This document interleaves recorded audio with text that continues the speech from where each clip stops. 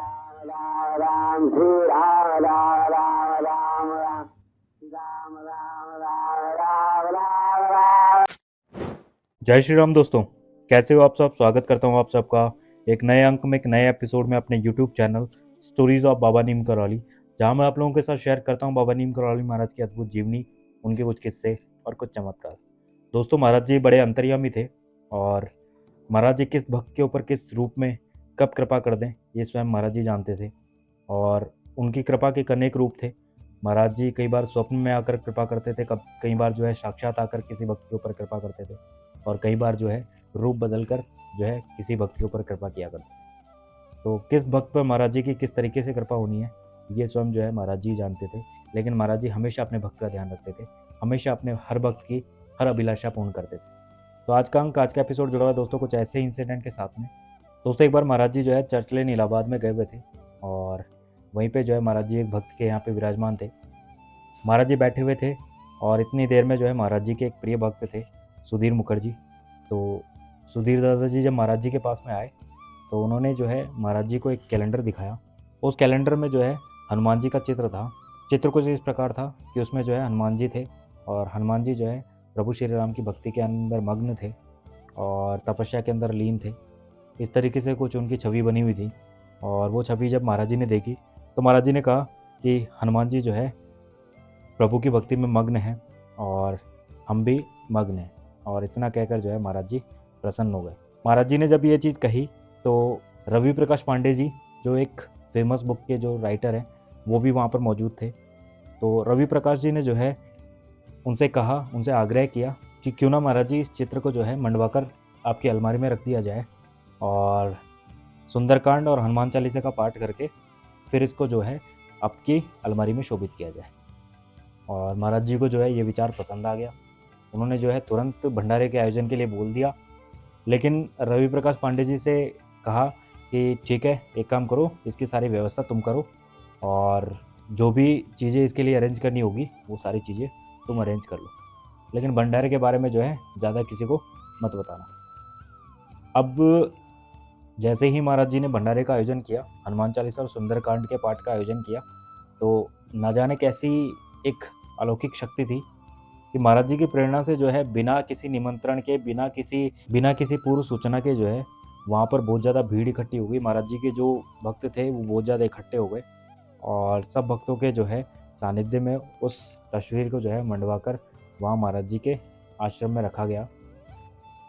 भंडारे के बाद में जो है रवि प्रकाश पांडे जी के मन में एक अनोखी अभिलाषा का जन्म हो गया और वो सोचने लगे कि इतने बड़े कार्यक्रम का आयोजन हो गया, इतना सब कुछ अरेंज कर दिया, तो कम से कम जो है महाराज जी ने जो छवि हनुमान जी की मंडवा कर रखी है, जिसकी फ़ोटो उन्होंने अपने अलमारी में सजवा कर रखी है, वैसी ही फ़ोटो, वैसी ही तस्वीर जो है उनके पास में भी एक होनी चाहिए। और उस तस्वीर की खोज के लिए जो है वो पूरा इलाहाबाद और पूरा लखनऊ घूम लिए, लेकिन उनको जो है वैसी सेम तस्वीर नहीं मिली। अंत में जो है रवि प्रकाश पांडे जी निराश हो गए और एक दिन जो है वो अपने भतीजे मिस्टर नारायण सिंह के यहाँ गए हुए थे। नारायण सिंह जी जो थे लखनऊ के अंदर एक प्रवक्ता थे कॉलेज के अंदर, और उनके घर पे जैसे ही रवि प्रकाश पांडे जी गए तो वहाँ पर उन्होंने दीवार पे जो है वही सेम तस्वीर जो है टंगी हुई देखी। और उस तस्वीर को वहाँ टंगे हुए देखकर उनकी अभिलाषा जो थी वो वापस जाग गई और ना चाहते हुए भी जो है उन्होंने नारायण सिंह जी से उस तस्वीर को उन्हें सौंपने के लिए कहा कि वो उन्हें जो है वो तस्वीर दे दे, क्योंकि वो कई दिनों से जो है उस तस्वीर की तलाश कर रहे हैं, लेकिन वो तस्वीर उन्हें मिल नहीं पा रही है। इस पर जो है फिर नारायण सिंह ने जो है उन्हें मना कर दिया और उन्होंने कहा कि वो भी हनुमान जी के भक्त हैं और अपने इष्ट देवता की इस तस्वीर को जो है वो उन्हें नहीं सौंप सकते। इसके बाद में जो है रवि प्रकाश पांडे जी बड़े निराश मन से जो है अपने घर पे वापस लौट गए, लेकिन उनके मन में जो है वो अभिलाषा और वो चाह जो है वो मर नहीं सकी और वो रात भर जो है उसी चीज़ के बारे में सोचते रहते थे, ढंग से सो भी नहीं पाते थे और वो भी यही सोचते थे कि शायद वैसी तस्वीर जो है मुझे भी कभी मिले।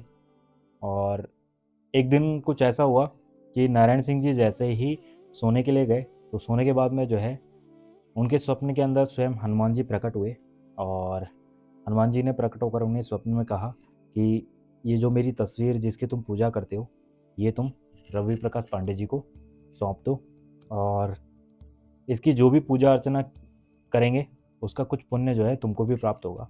तो इस तरीके से जो है नारायण सिंह जी के स्वप्न में हनुमान जी ने आकर और उस कैलेंडर को, उस तस्वीर को जो है रवि प्रकाश पांडे जी को देने के लिए कहा, और उसके बाद में जो है अंतर्ध्यान हो गए। जैसे ही स्वप्न खुला तब नारायण सिंह जी जो है उठे और उन्हें उस स्वप्न का ज्ञान हुआ। तब उन्होंने देखा कि ये स्वयं हनुमान जी उनके स्वप्न में आकर उनसे कहा है, तो उस बात को जो है वो पूर्ण जरूर करेंगे। तो अगले दिन ही जो है वो स्वयं रवि प्रकाश पांडे जी के घर पे पहुंच गए। इस तरीके से दोस्तों नारायण सिंह जी ने वो कैलेंडर, वो तस्वीर जो थी वो स्वयं अपने हाथों से रवि प्रकाश पांडे जी को दे दी, और रवि प्रकाश पांडे जी को वो तस्वीर सौंपते हुए कहा कि आप ही जो है इस तस्वीर के असली हकदार हैं, क्योंकि ये स्वयं जो है हनुमान जी ने आकर मुझे स्वप्न में कहा है कि ये तस्वीर आपको सुपुर्द कर दो। उसके बाद में जो है नारायण सिंह जी वहाँ से चले गए।